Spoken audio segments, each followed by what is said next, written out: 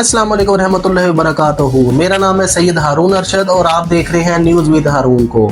सुबह से जो है पूरी दुनिया में एक तहलका मचा हुआ है कि इसराइल ने ईरान पर हमला कर दिया है, मिसाइल फेंक दिए हैं, तबाह बर्बाद उसको कर दिया है।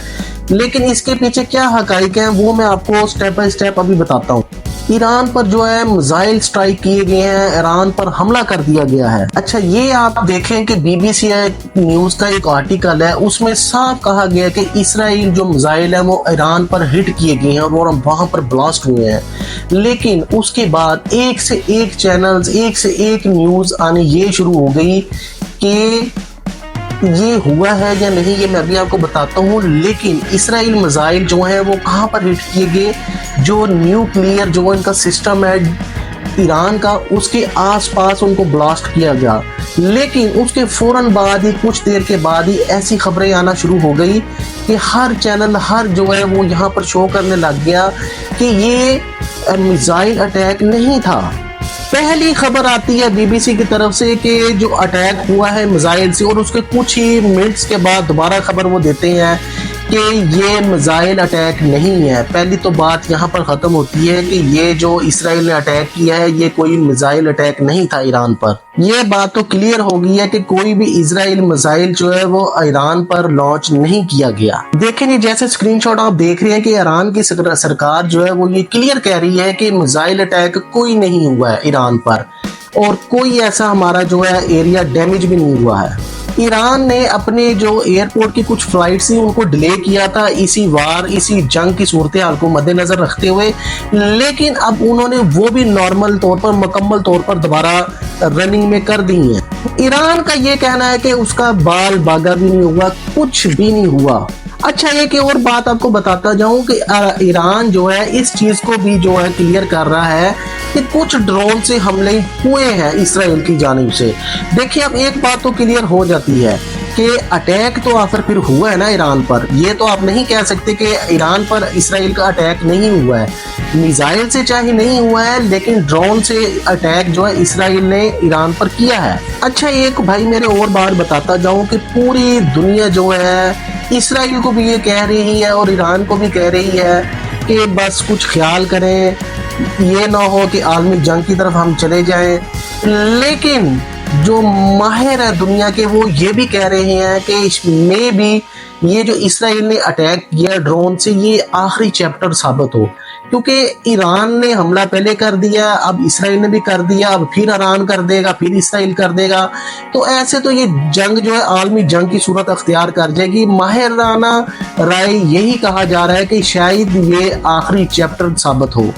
इसराइल का ये खुद कहना है और ऑफिशियल तौर पर उन्होंने ये बात को जाहिर किया है पूरी दुनिया में कि हमने ईरान पर अटैक तो किया है, लेकिन ईरान का जो एक शहर है इस्फहान, वहां पर इनका एक मिलिट्री एयर बेस है, वहां पर इन्होंने उसके आसपास कहीं पर अटैक किया है और हुआ भी है। तो ड्रोन से अटैक हुआ है, मिसाइल से अटैक नहीं किया गया।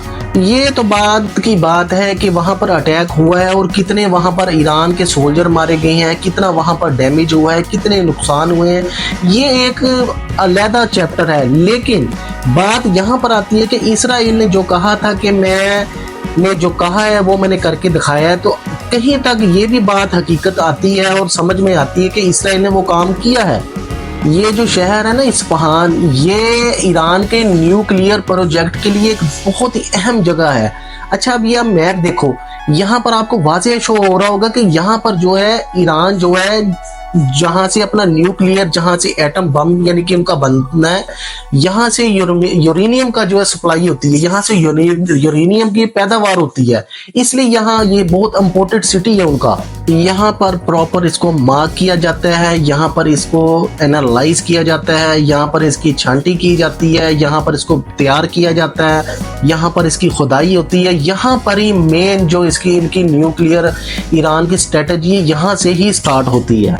मैं ये नहीं कहूंगा कि यहाँ पर जो है यहाँ पर इनका न्यूक्लियर सिस्टम लॉन्च हो रहा है या बन रहा है या ये लोग बना रहे हैं, ऐसा कुछ नहीं है। ये बात क्लियर है कि ईरान अभी ऐसा कुछ नहीं करना चाह रहा है। लेकिन बात आती है यूरेनियम की, तो वो यहाँ पर सप्लाई भी हो रही है और यहाँ पर बनाई भी जा रही है और यहाँ पर निकाली भी जा रही है। यहाँ पर सिर्फ यूरेनियम का प्रोसेस हो रहा है, यहाँ पर बनाई जा रही है। जब यूरेनियम ही नहीं आपके पास होगी तो आप कहाँ तक एटम बम तक पहुंच सकेंगे? नहीं आप जा सकते वहां तक, वो हदफ पूरा नहीं कर सकते आप।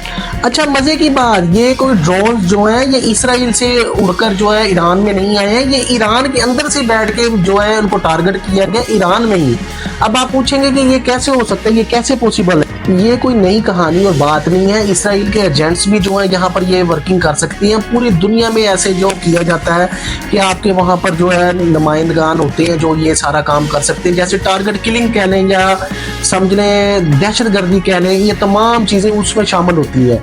तो ये उस चीज़ का एक पार्ट हिस्सा है ये। अच्छा ईरान का ये कहना है कि हमने जो है इनके ड्रोन हम लोग को काफी नकारा बनाया है, लेकिन जहरी बात है एक ग्राउंड में जब बमबारी होती है तो कुछ ना कुछ तो डैमेज होता है सिस्टम, कुछ ना कुछ तो नुकसानात होते हैं।